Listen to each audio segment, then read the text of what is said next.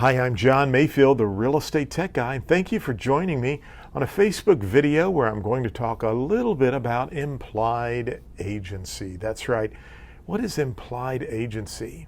It's also called sometimes ostensible agency. That's right, an ostensible agency, O-S-T, and I was not a very good speller. I was a creative speller in school, but ostensible agency.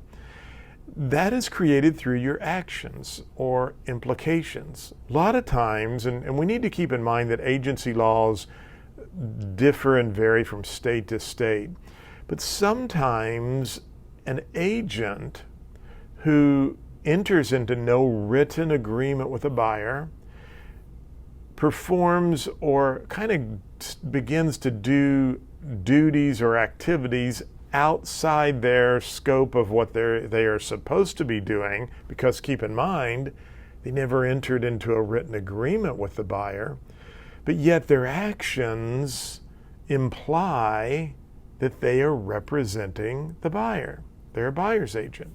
Now, we understand an agency, and from our live streaming we did the other day, through agency, this creates a fiduciary obligation, care, obedience, accounting, loyalty, and disclosure. Sometimes, and I saw this years ago, I've had my license since I was 18 in 1978, since the year of 1978. So I've been doing this for 41 years now.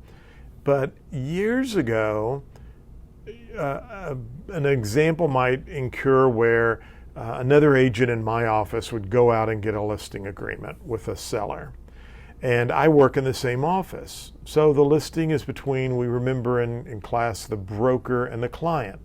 Even though the agent underneath that broker took the listing, that listing is between the broker and the client.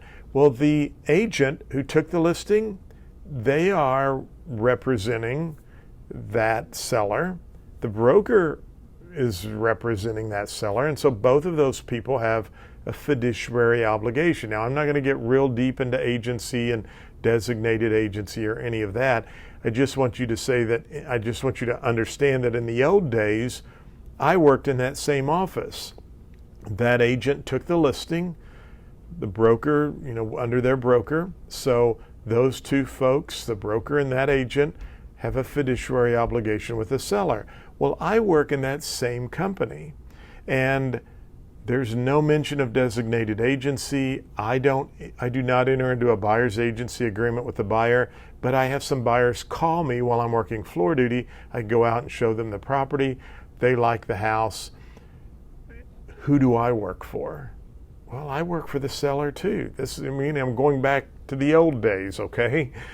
I work for the seller too, because all of us in that office worked for any seller when an agent would take a listing.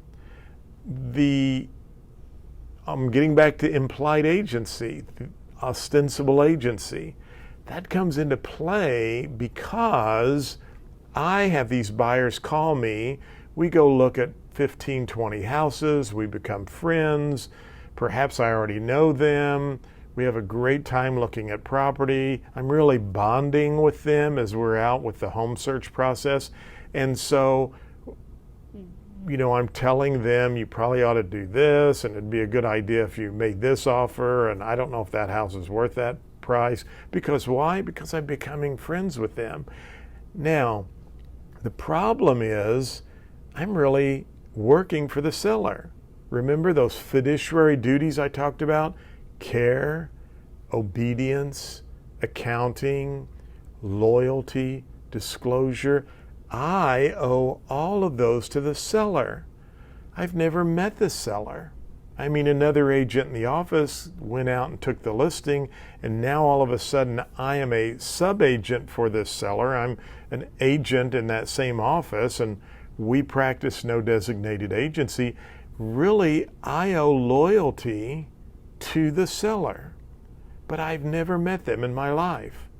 And so I have these buyers over here that I'm showing properties to, and I'm developing a relationship, and we're becoming very good friends. And so I'm starting to coach them or give them advice or help them structure their offer when in fact my loyalty should be to the seller. Whoops. So what have I done? I perhaps, in the eyes of the court, have created an implied agency to the buyer, making them think I'm a buyer's agency. So I know that's a long, drawn-out explanation, but I want you to understand sometimes as agents, we can imply that we are an agent for someone else through our actions.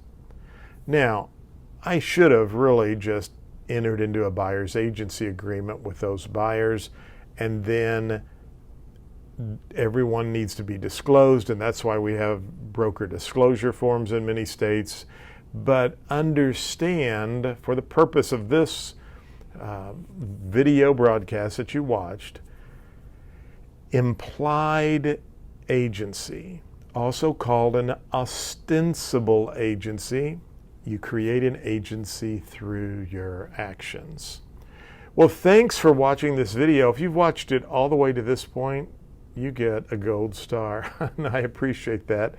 But more importantly, I want you to know, if you are preparing for the real estate exam, go out to globalrealestateschool.com, check out all of our resources. If you're thinking about getting your license or would like to, man, we would love to have you as a student. Check us out at globalrealestateschool.com. Thanks for watching and have a great day. Thank you for listening to the podcast for Global Real Estate School. I'm John Mayfield, the Real Estate Tech Guy. Go out and make it a great day.